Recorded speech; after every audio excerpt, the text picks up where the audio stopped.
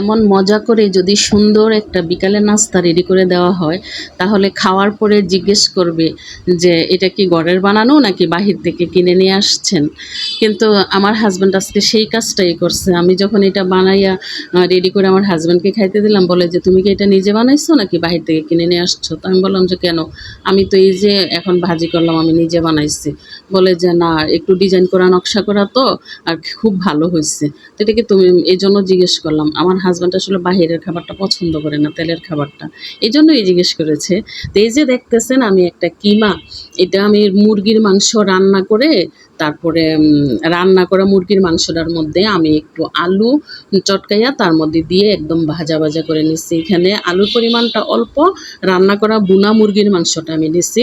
এজন্য এই যে খাবারটা এত টেস্টি হয়েছে। এটার নাম হয়েছে দিছি আমি চিকেন পরোটা। যেহেতু আমি চিকেনটাই বেশি দিছি এর মধ্যে, এই জন্য চিকেন পরোটা। তো আমি কিভাবে চিকেন পরোটাটা বানাইতেছি আপনারা যদি আমার ভিডিওটা খেয়াল করেন তাহলে অবশ্যই দেখতে পারবেন যে আমি কিভাবে এটা রেডি করতেছি।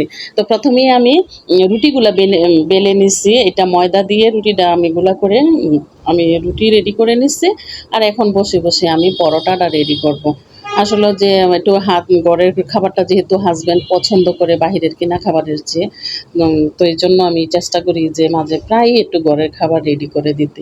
তো আমার এই ভিডিওটা আপনাদের সঙ্গে শেয়ার করতেছি, আপনারা দেখেন আমার ভিডিওটা। আর যদি আপনাদের কাছে, তো আপনারাও বাসায় এভাবে বানিয়ে খেতে পারেন, ছেলে মেয়েদেরকে বানিয়ে খাওয়াইতে পারেন। যদি প্রপারলি সব কিছু হয় তাহলে এর এত টেস্ট হয়েছে যা আসলে বলে বোঝানো যাবে না। না খেলে বুঝতে পারবেন না যে জিনিসটা আমার কত মজা হয়েছে। তো আপনাদের কাছে যদি আমার ভিডিওটা ভালো লাগে, আপনারা আমার ভিডিওটাকে একটু লাইক দিয়ে আমার সাথে থাকবেন, একটু শেয়ার করে দিবেন। আর যারা ইউটিউব চ্যানেল থেকে দেখতেছেন আমার এই ভিডিওটা, অবশ্যই আমার চ্যানেলটাকে একটু সাবস্ক্রাইব করে দিবেন। দেখেন একদম কি সুন্দর একটা পরোটা আমি রেডি করে নিয়েছি। আমি আগেও আরও 2-3টা বানাই রাখছিলাম। তো এগুলো আমি একদম রেডি করে নিলাম সুন্দরভাবে। আমি আবারও আপনাদেরকে আরেকটা দেখাইতেছি যে আমি কিভাবে রেডি করতেছি।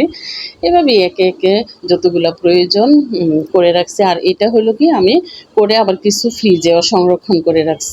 কিন্তু এইভাবে রাখার পর আমি হালকা তেল ছাড়া শুধু তাওয়াতে হালকা একটা ছেঁকা দিয়ে আমি সংরক্ষণ করে রাখছি। আর এইটাকে আমি এখন ভেজে গরম গরম বাচ্চাদেরকে খেতে দিব। সাথে সাথেও দেওয়া যায়, বা আপনি চাইলে একটু ফ্রিজের, তবে কাঁচা ফ্রিজে রাখলে লেগে যেতে পারে একটার সঙ্গে আরেকটা, কারণ 2টা রুটি একসঙ্গে তো এটার একটু ওয়েট বেশি হচ্ছে ভিতরে কিমা দেওয়ার পরে।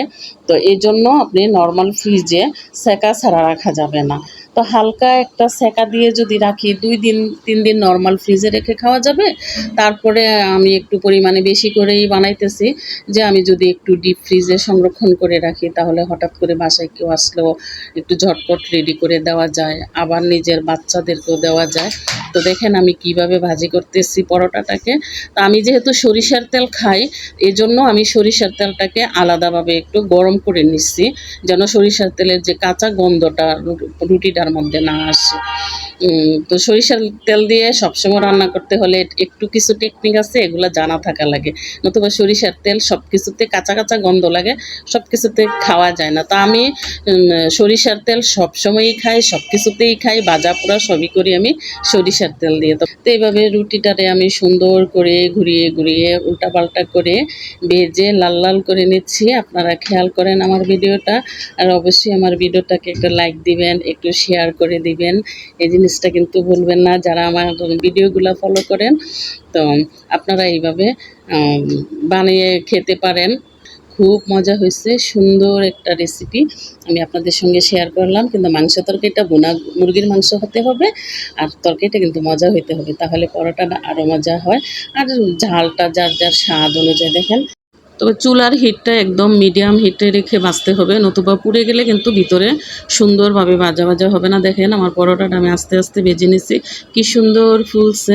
এখন এটা সুন্দর করে সাজিয়ে সস দিয়ে পরিবেশন করব।